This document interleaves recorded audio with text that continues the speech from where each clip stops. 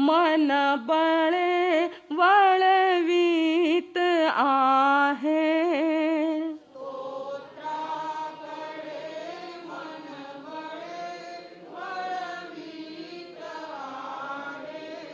प्रेमे शिशूस जपण्यास म्हणून जाय।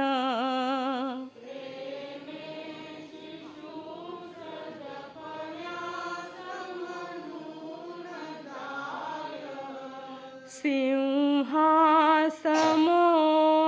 हरिणी बलहीन माय।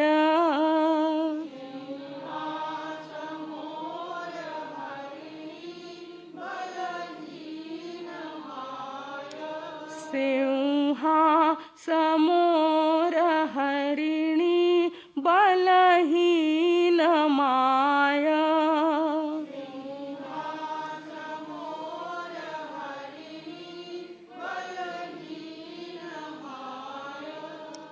तर लक्षात आलेला आहे।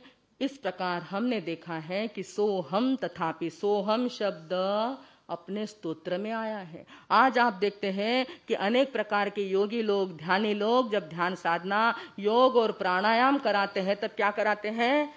सुदर्शन क्रिया करते हैं, तब भी अपने को अब नहीं लगती है। भगवान ने कब से कह रखी है, हमने उसको खोल करके देखा नहीं। और आपको अभी लगता होगा कि हमने भक्तामर में देखा। नहीं साहब, ये आचारांग सूत्र के पहले अध्ययन के पहले पन्ने पर सोहम शब्द आता है। सबसे बड़ा शास्त्र कौन सा अपना?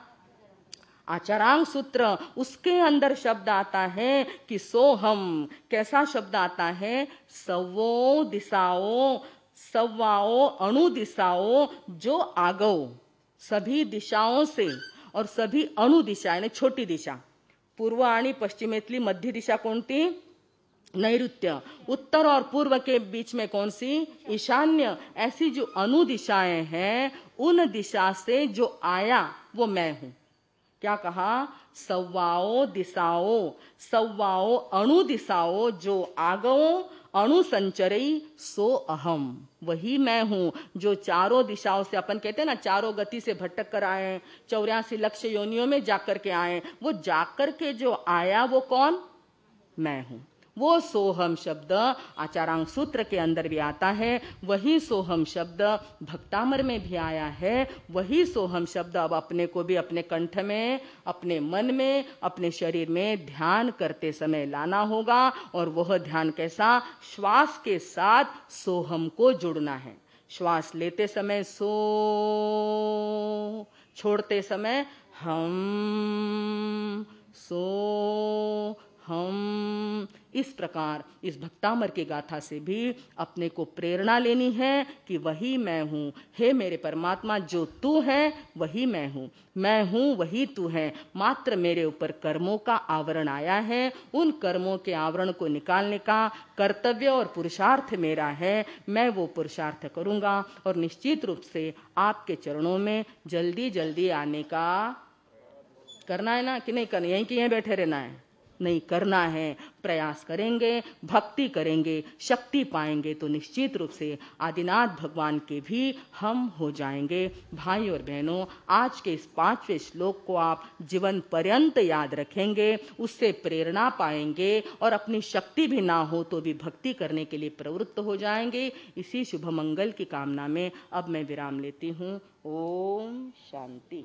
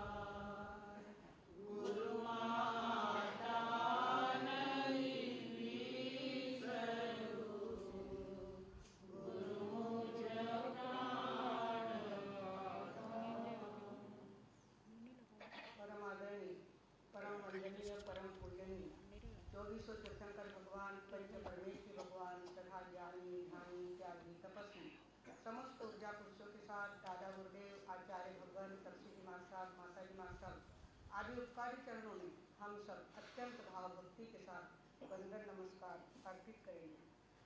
अन्य सहयोगी सखीमंडल, उपस्थित धर्म प्रेमी श्रद्धावान जिज्ञासु भाइयों तथा शिशुधन, हमारा जीवन टीवी के डब्बे जैसा है। टीवी के डब्बे में आजकल तो फैशन में नहीं, पर पहले कैसेट भर देते थे।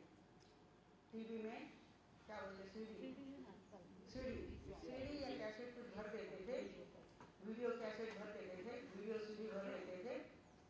तो वो सीडी जो है अंदर भरी है और बाहर से अगर लाइट नहीं है, लाइट का प्लग तो नहीं दिया है, तो सीडी चलेगी क्या?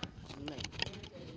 जैसे ही प्लग लगाएंगे सीडी चलना चालू हो जाएगी और सीडी के अंदर आए हुए चित्र हमारे सामने आंखों के सामने आ जाएंगे। हमारा शरीर भी एक डब्बा है टीवी का, उसके अंदर हमारे जो कर्म है, वो है सीडी, वो है कैसेट। और प्लग लगा दिया। प्लग कौन सा लगाएगा? ऊर्जा का, तेजस काय का। हमारे शरीर में तेजस काय है। तेजस काय मतलब जो अनाज को पचाने वाली शक्ति है, ऊर्जा है। हमारे शरीर की गर्मी 98 रहती है नॉर्मल, वो तेजस काय है, तेजस शरीर है। वो तेजस शरीर है, वो उसको धक्का देता है और हमारे कर्मों की कैसेट चालू हो जाती है। और कर्मों की कैसेट चालू होते होते हमारा बचपना कैसे बीता, किसी की माँ चली गई, किसी के पिताजी चले गए, किसी का भाई चला गया, किसी की बहन चली गई, और फिर घर में नए बच्चे आए, पोता आया, पोती आई, बहू आई, बेटे की शादी हुई। ये सारा नाटक उसके अंदर सामने, हमारे जिंदगी के सामने वो आने लगता है। और उसके अंदर हमारे कर्म जैसे जैसे है वैसा वैसा ही हमारे सामने थाल परोस के आता है। सगी बहनें हैं, पर तीनों बहनों के तीन भाग्य बराबर के नहीं है।